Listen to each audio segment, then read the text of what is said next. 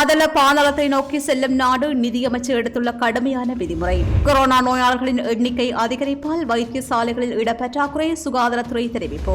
நாட்டில் மீண்டும் பயண கட்டுப்பாடு விதிக்கப்படுமா ராணுவ தளபதி கருத்து.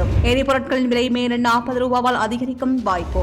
போத்தலில் அடைக்கப்பட்ட குடிநீருக்கான புதிய விலைகள் அறிவிப்பு. இந்திய மீனவர்களது 139 இழுவை படகுகள் 59 லட்சம் ரூபாய்க்கு மேலாக விற்பனை. மடவளையில் மண் சரிவு 3 பலி.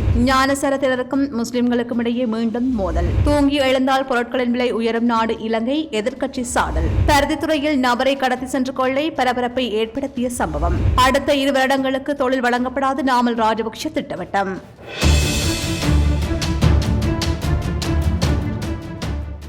அரசாங்க செலவினங்களை கட்டுப்படுத்தும் வகையில் அமைச்சுகள் மற்றும் அரசு நிறுவனங்களுக்கு விதிக்கப்பட்டுள்ள விதிமுறைகளை கடுமையாக நடைமுறைப்படுத்த நிதியமைச்சர் தீர்மானித்துள்ளது. இது தொடர்பில் அமைச்சரவைக்கு அறிவிக்கின்ற அமைச்சரவை பத்திரம் இன்று சமர்ப்பிக்கப்பட உள்ளதாக தெரிவிக்கப்படுகின்றது.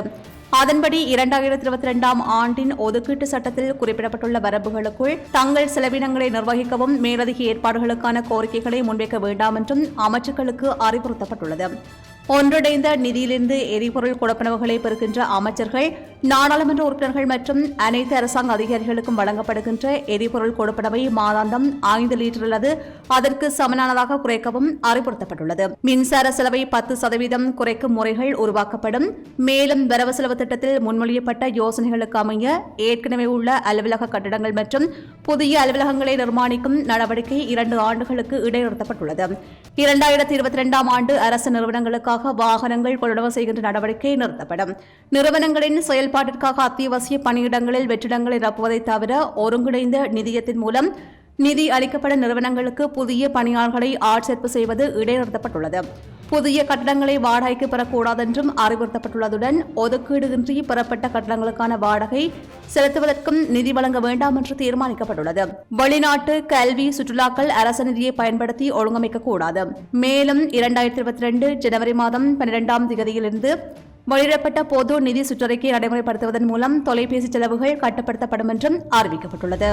இலங்கையில் கொரோனா தொற்றுக்குள்ளானவர்களின் திடீர் எழுச்சி காரணமாக மருத்துவமனைகள் இடவசதி மற்றும் படுக்கைகள் இல்லாமல் இயங்குவதாக பொதுச்சுகாதார சேவைகளின் பிரதி பணிப்பாளர் நாயகம் வைத்தியர் ஹேமந்த ஹெரத் என்று தெரிவித்தார். கடந்த 2 வாரங்களாக கொரோனா தொற்றுக்குள்ளானவர்களின் எண்ணிக்கையை பார்க்கும்போது அந்த எண்ணிக்கை 2 மடங்காக அதிகரித்திருப்பதாக அவர் தெரிவித்துள்ளார்.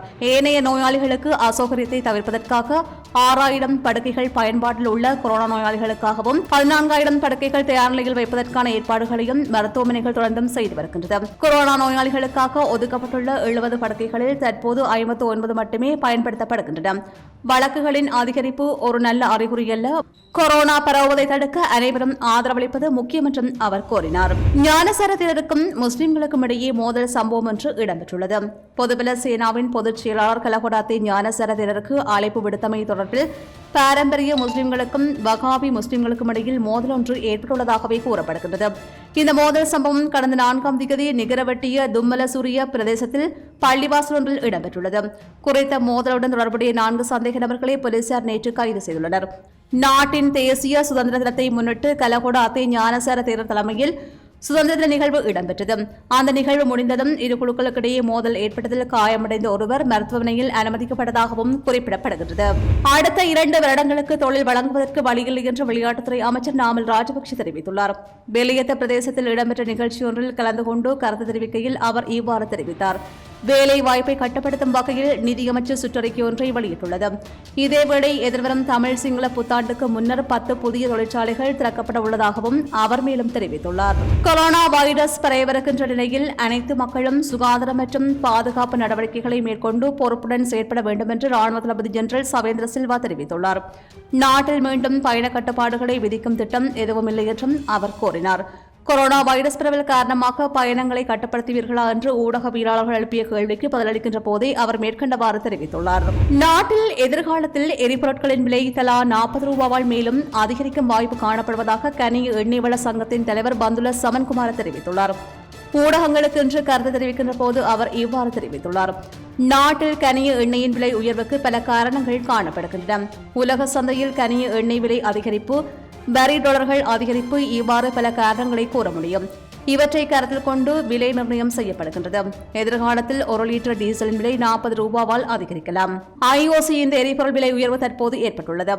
அவற்றின் விலையை உயர்த்தவோ குறைக்கவோ எம்மால் முடியாது என்றும், எனவே தொழிற்சங்கத்தின் ரீதியாக கலந்துரையாடலை மேற்கொள்ள வேண்டும் என்றும் அவர் தெரிவித்தார். 2006ஆம் ஆண்டு எண்ணெய் கிடங்குகளை IOCயின் கட்டுப்பாட்டிற்குள் கொண்டு வந்தமையால் இன்று அவர்கள் வேண்டிய நேரத்தில் விலை உயர்த்தப்படுகிறது. IOCக்கு நட்டம் ஏற்படுமாயின் அவர்கள் விலை உயர்த்துவார்கள் என்றும் அவர் மேலும் தெரிவித்துள்ளார். போத்தலில் அடைக்கப்பட்ட குடிநீருக்கான புதிய விலைகள் இலங்கை போத்தல் குடிநீர் சங்கத்தினால் அறிவிக்கப்பட்டுள்ளது. அதற்கமைய 500 மில்லி லீட்டருக்கான விலை 50 ரூபாவாகவும், 1 லிட்டருக்கான விலை 70 ரூபாவாகவும், 1.5 லிட்டருக்கான விலை 90 ரூபாவாகவும் அறிவிக்கப்பட்டுள்ளது. அதேபோல் 5 லிட்டர் போத்தல் குடிநீரின் விலை 200 ரூபாவாகவும், 7 லிட்டருக்கான விலை 240 ரூபாவாகவும் நிர்ணயிக்கப்பட்டுள்ளது. போத்தலில் அடைக்கப்பட்ட குடிநீருக்கான கட்டுப்பாட்டு விலைகள் அண்மையில் வர்த்தமானி அறிவித்தல் மூலம் நீக்கப்பட்டிருந்தது. இந்நிலையில் போத்தல் குடிநீருக்கான புதிய விலைகளை போத்தல் குடிநீர் சங்கம் இன்று அறிவித்துள்ளது. இலங்கையில் எதிர்வரும் நாட்களில் ஜோக்கட் ஒன்றின் விலை 55 ரக்கம் 60 ரூபாய் வரையில் அதிகரிக்க நேரிடும் என்று இலங்கை பால் சங்கத்தின் உபதலைவர் மஞ்சுள டிஷாந்த் தெரிவித்துள்ளார். இறக்குமதி செய்யப்படுகின்ற மூலப்பொருட்களின் விலை அதிகரிப்பு காரணமாக எதிர்வரும் நாட்களில் இந்த நிலைமை ஏற்படும் என்றும் அவர் குறிப்பிட்டுள்ளார். டாலர் தட்டுப்பாடு காரணமாக 2020ஆம் ஆண்டு 30 ரூபாவாக இருந்த ஜோக்கெட்டின் விலை தற்போது 50 ரூபாவாக அதிகரித்துள்ள போதிலும் உற்பத்தியாளருக்கு லாபம் இல்லை என்றும் மஞ்சுள நிஷாந்த் தெரிவித்துள்ளார். பால் தட்டுப்பாடு மற்றும் மூலப்பொருட்களின் விலை உயர்வு ஆகியவற்றால் ஜோக்கெட் தொழில் கடுமையாக பாதிக்கப்பட்டுள்ளதாகவும் அவர் கூறியுள்ளார்.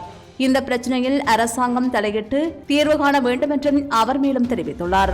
ஒரு நாள் உறங்கிவிட்டு மறுநாள் விளைத்தால் பொருட்களின் விலை எகிரும் நாடாக இலங்கை காணப்படுவதாக எதிர்க்கட்சி நாடாளுமன்ற உறுப்பினர் முஜிபுர் ரஹ்மான் தெரிவித்துள்ளார். இன்று இடம்பெற்ற ஊடக சந்திப்பின் போது அவர் இவ்வாறு தெரிவித்துள்ளார். இந்த அரசு ஆட்சிக்கு வந்த பிறகு அத்தியாவசிய பொருட்களின் விலைகள் கணிசமாக உயர்ந்துள்ளது. அரசு விலை கட்டுப்பாட்டை நீக்கியது. காலை ஒரு விலை, மாலை ஒரு விலை என்ற நிலைக்கு சென்றுவிட்டது. இப்போது எரிபொருள் விலை மாதம் ஒரு முறை அதிகரிக்கும் நிலையை காண்கின்றோம். உலக சந்தையில் எரிபொருள் விலை குறையும் போது இந்த நாட்டில் எரிபொருளின் விலை குறைவதாக தெரியவில்லை. விலையை கட்டுப்படுத்த விலை நிர்ணயம் கொண்டுவரப்பட்டது. ஆனால் அது பலனளிக்கவில்லை. IOC விலை நேற்று முதல் மீண்டும் உயர்ந்துள்ளது. இந்த விலையையும் உயர்த்த பெட்ரோலியத்துறை அமைச்சரிடம் அனுமதி பெற வேண்டும். நாளை மற்றும் நாளை மறுநாள் மண்ணெண்ணெய் அதிகரிக்கப்படும். சமீப காலமாக பெட்ரோலியத்துறை அமைச்சர் சில்விஷம் அடிப்பதை பார்த்தோம். இன்று அரசால் அவற்றை கட்டுப்படுத்த முடியவில்லை. அரசு செய்வது பணத்தை அச்சடிப்பது மட்டுமே. அரசுக்கு எதிராக மக்கள் வீதியில் இறங்கி போராடினால் வெகு தொலைவில் இல்லை. அரசுக்கு எதிராக கலவர சூழல் உருவாகியுள்ளது. இந்த நாடு ஒரு பக்கம் சீனாவுக்கும் மறுபக்கம் இந்தியாவிற்கும் அடிபணிந்து விட்டது என்றும் அவர் மேலும் தெரிவித்துள்ளார். காரைநகர் துறைமுகத்தில் நிறுத்தி வைக்கப்பட்டிருந்த இந்திய மீனவர்களது இழுவை படகுகள் இன்றைய தினம் விற்பனை செய்யப்பட்டுள்ளன. கடந்த ஆண்டுகளாக இலங்கை எல்லைக்குள் அத்துமீறி நுழைந்து மீன்பிடி நடவடிக்கைகளில் ஈடுபட்டிருந்த இந்திய மீனவர்களது இழுவை படகுகள் இலங்கை கடற்படையினால் கைப்பற்றப்பட்டு காரைநகர் துறைமுகத்தில் நிறுத்தி வைக்கப்பட்டிருந்தன. அந்த வகையில் குறித்த படகுகள் மீதான நீதிமன்ற செயற்பாடுகள் அனைத்தும் நிறைவுற்ற நிலையில் அவற்றினை ஏலத்தில் விற்பனை செய்வதற்கு நீதிமன்றம் அனுமதி அளித்துள்ளது. அந்த வகையில் இன்றைய தினம் குறித்த படகுகள் ஏலத்தில் விடப்பட்டன. 142 வரை இலக்கம் இடப்பட்டிருந்த 139 படகுகள் இவ்வாறு ஏலத்தில் விடப்பட்டன. அந்த வகையில் 139 படகுகளும் 59,50,500 ரூபாய்க்கு விற்பனை செய்யப்பட்டது. அதில் L42 என்று இலக்கமிடப்பட்டிருந்த ஒரு படகு மாத்திரம் 13,50,000 ரூபாய்க்கு விற்பனை செய்யப்பட்டிருந்தமை குறிப்பிடத்தக்கது. யாழ்ப்பாணம், புத்தளம், கொழும்பு மற்றும் நீர்கொழும்பு என்று பல பகுதிகளில் வருகை தந்தோர் இந்த படகுகளை ஏலத்தில் கொள்முதல் செய்து பெற்றுள்ளமையும் குறிப்பிடத்தக்கது. கடந்த சில தினங்களில் கோவிட் தடுப்பு செயலோக்கியினை பெற்றுக் கொள்வதில் பொதுமக்களிடத்தில் ஆர்வம் அதிகரித்துள்ளதாக பிரதி சுகாதார சேவைகள் பணிப்பாளர் நாயகம் கேமந்த ஹேர தெரிவித்துள்ளார். கொழும்பில் இடம்பெற்ற செய்தியாளர் சந்திப்பில் அவர் இதனை தெரிவித்துள்ளார். நாளாந்தம் 1 லட்சத்துக்கும் அதிகமானோர் தடுப்பூசினை பெறுவதற்காக தடுப்பூசி மையங்களுக்கு பிரவேசிக்கின்றனர். இது ஒரு சிறந்த விடயமாகும். அனைவரும் தடுப்பூசினை செலுத்திக் கொள்வது அவசியம் என்றும் தெரிவித்தார். சட்டத்திரணி கியாஸ் கிஸ்புல்லாவிற்கு இன்றைய தினம் கொழும்பு மேன்முறையீட்டு நீதிமன்றம் பிணை வழங்கி உத்தரவிட்டுள்ளது. கைது செய்யப்பட்ட விளக்கமறியலில் வைக்கப்பட்டுள்ள சட்டத்திரணி கியாஸ் கிஸ்புல்லாவிற்கு புத்தளம் மேல் நீதிமன்றம் பிணை வழங்க மறுப்பு தெரிவித்திருந்தது. இந்நிலையில் குறித்த விடயம் தொடர்பில் மேன்முறையீட்டு நீதிமன்றில் மனு தாக்கல் செய்யப்பட்ட நிலையில் இன்றைய தினம் பிணை வழங்கி உத்தரவிடப்பட்டுள்ளது. மேலும் இன மதங்களுக்கிடையில் அமைதியின்மையை தோற்றுவித்ததாக கூறி கடந்த 2021ஆம் ஆண்டு மார்ச் மாதம் 3ஆம் தேதி கியாஸ் கிஸ்புல்லாவிற்கு எதிராக பயங்கரவாத தடைச்சட்டத்தின் கீழ் வழக்கு தாக்கல் செய்யப்பட்டமை குறிப்பிடத்தக்கது. பத்துகாமம் மடவளை பகுதியில் மண்மேடு சரிந்து விழுந்ததில் 3 பேர் உயிரிழந்துள்ளதாக போலீஸ் ஊடக பேச்சாளர் அலுவலகம் தெரிவித்துள்ளது. மேலும் குறித்த விபத்தில் சிக்கொண்ட ஒருவர் சிகிச்சைக்காக வைத்தியசாலையில் அனுமதிக்கப்பட்டுள்ளார். மண்மேடு சரிந்த வீடொன்றின் மேல் வீழ்ந்ததால் இந்த விபத்து நேர்ந்துள்ளதாக அறிவிக்கப்பட்டுள்ளது. சந்தையில் ஏற்பட்டுள்ள அரிசி விலை அதிகரிப்பை கட்டுப்படுத்துவதற்காக மியான்மரிலிருந்து 1 லட்சம் மெட்ரிக் டன் அரிசியை இறக்குமதி செய்வதற்கு வர்த்தக அமைச்சு தீர்மானித்துள்ளது. ஒரு மெட்ரிக் டன் அரிசியை $445 என்ற அடிப்படையில் அரசு வர்த்தக கூட்டுத்தாபனத்தினூடாக இறக்குமதி செய்ய திட்டமிடப்பட்டுள்ளது. ஒரே நேரத்தில் 20,000 மெட்ரிக் டன் அரிசியை இறக்குமதி செய்து அவ்வப்போது சந்தைக்கு விநியோகிக்க வர்த்தக அமைச்சு எதிர்பார்க்கின்றது. அரிசி இறக்குமதி செய்வதற்கு தேவையான அந்நிய செலாவணியை மக்கள் வங்கிக்கு வழங்குமாறு வர்த்தக அமைச்சு மத்திய வங்கியிடம் கோரிக்கை விடுத்துள்ளதாகவே தெரிவிக்கப்படுகின்றது. மத்தள மஹிந்த ராஜபக்ஷ சர்வதேச விமான நிலையத்திற்கு வருகின்ற சுற்றுலா பயணிகளின் எண்ணிக்கை பாரியளவில் அதிகரித்துள்ளது. குறித்த விமான நிலையத்தில் சுற்றுலா பயணிகள் நிறைந்துள்ளதனை பார்ப்பதற்கு மகிழ்ச்சியாக உள்ளதென்று மத்திய வங்கி ஆளுநர் அஜித் குமார் கேப்டால் தெரிவித்துள்ளார். தனது ட்விட்டர் கணக்கில் பதிவொன்றை பதிவிட்டு அவர் இந்த விடயத்தை குறிப்பிட்டுள்ளார். மாதத்திற்கு குறைந்தபட்சம் 1,25,000 சுற்றுலா பயணிகள் வருகின்ற விமான நிலையமாக மத்தள விமான நிலையம் எதிர்வரும் காலங்களில் மாறவுள்ளதாகவும் மத்திய வங்கி ஆளுநர் அஜித் குமார் கேப்டால் தெரிவித்துள்ளார். அண்மை காலமாக சுற்றுலா பயணிகள் வருகை அதிகரித்துள்ளது. இதன் காரணமாக சுற்றுலாத்துறை படிப்படியாக வளர்ச்சி அடைய தொடங்கியுள்ளது. இதன் மூலம் டாலர் நெருக்கடிக்கு தீர்வு கிடைக்கும் என்று எதிர்பார்க்கப்படுகின்றது. காத்தான்குடியில் போதைப்பொருள் வியாபாரி ஒருவரை 5 கிராம் ஹெரோயின் போதைப் பொருளுடன் காத்தான்குடி பகுதியில் வைத்து கைது செய்துள்ளதாக போலீசார் தெரிவித்துள்ளனர். போலீஸ் புலனாய்வு பிரிவினருக்கு கிடைத்த தகவல் ஒன்றினை அடுத்து சம்பவ தினமான இன்றைய தினம் காலையில் போலீசார் காத்தான்குடி மீன்பிடி லாகா வீதியில் கண்காணிப்பில் ஈடுபட்டுக் கொண்டிருந்தனர். இதன்போது குறித்த நபரை மடக்கி பிடித்து கைது செய்துள்ளதுடன் அவரிடமிருந்து 5 கிராம் ஹெரோயின் போதைப் பொருளை மீட்டுள்ளமை குறிப்பிடத்தக்கது. நாடளாவிய ரீதியில் இன்றைய தினம் கல்வி பொதுத்தராதர உயர்தர பரீட்சை ஆரம்பமாகி நடைபெற்று வருகிறது. அந்த வகையில் வெலிக்கடை சிறைச்சாலையின் கைதிகள் 2 கல்வி பொதுத்தராதர உயர்தர பரீட்சைக்கு தோற்றவுள்ளதாக சிறைச்சாலைகள் திணைக்களம் தெரிவித்துள்ளது. கைதிகள் 2 43 மற்றும் 46 வயதுடையவர்கள் என்றும் தெரிவிக்கப்பட்டுள்ளது. புதிய மெகசின் சிறைச்சாலையில் அமைக்கப்பட்டுள்ள பரீட்சை நிலையத்தில் இவர்கள் பரீட்சைக்கு தோற்றவுள்ளதாகவே சிறைச்சாலைகள் திணைக்களம் தெரிவித்துள்ளது. முல்லைத்தீவு மாவட்டத்தில் தற்போது பெரும்போக நெல் அறுவடை ஆரம்பிக்கப்பட்டுள்ள நிலையில் இந்த முறை விளைச்சல் பாரிய அளவில் வீழ்ச்சி அடைந்துள்ளதாக விவசாயிகள் கவலை தெரிவிக்கின்றனர். காலபோக பயிற்சிகளுக்குரிய ரசாயன உரமின்மை மற்றும் களை நாசினி கிருமி நாசினி என்பவற்றின் விலையேற்றம் காரணமாக அவற்றை தாம் வாங்கி பயன்படுத்த முடியாத நிலையில் இந்த முறை தமது பெரும்போக நெற்செய்கையின் விளைச்சலில் பாரிய வீழ்ச்சி ஏற்பட்டுள்ளதாகவே விவசாயிகள் குறிப்பிட்டுள்ளனர். அத்துடன் தற்போது எரிபொருட்கள் விலைகள் அதிகரிப்பினால் அறுவடை இயந்திர கூலி முன்பை விட அதிகரித்துள்ளதாகவும் விவசாயிகள் மேலும் சுட்டிக்காட்டியுள்ளனர். முல்லைத்தீவு மாவட்டத்தின் பல பகுதிகளிலும் விவசாயிகள் பலத்த இன்னல்களுக்கு மத்தியில் பிரதான வீதிகளை நெல் உலரவிடுகின்ற தளங்களாக பயன்படுத்தி வருகின்றமையும் குறிப்பிடத்தக்கது.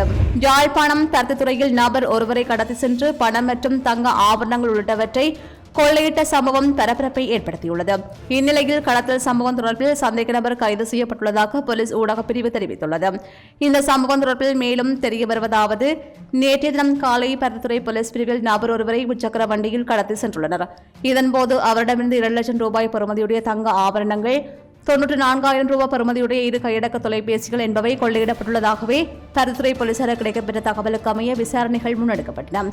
அதன்படி கடத்தலுடன் தொடர்புடைய சந்தேக நபர் அன்றைய தினமே இரவு வேளையில் பருத்தித்துறை போலீசாரால் கைது செய்யப்பட்டுள்ளார். இவ்வாறு கைது செய்யப்பட்ட சந்தேக நபர் 46 வயதுடைய பருத்தித்துறை பிரதேசத்தைச் சேர்ந்தவர் என்பதும் குறிப்பிடத்தக்கது.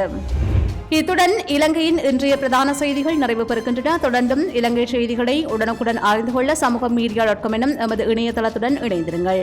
இது போன்ற செய்திகளை தெரிந்து கொள்ள சமூகம் நியூஸ் சேனலை சப்ஸ்கிரைப் செய்து அருகில் உள்ள பெல் பட்டனை கிளிக் செய்யுங்கள். மேலும் இது போன்ற செய்திகளை உடனுக்குடன் தெரிந்து கொள்ள சமூகமீடியா.com என்ற இணையதளத்தின் வாயிலாகவும் எங்களுடன் இணைந்திருங்கள்.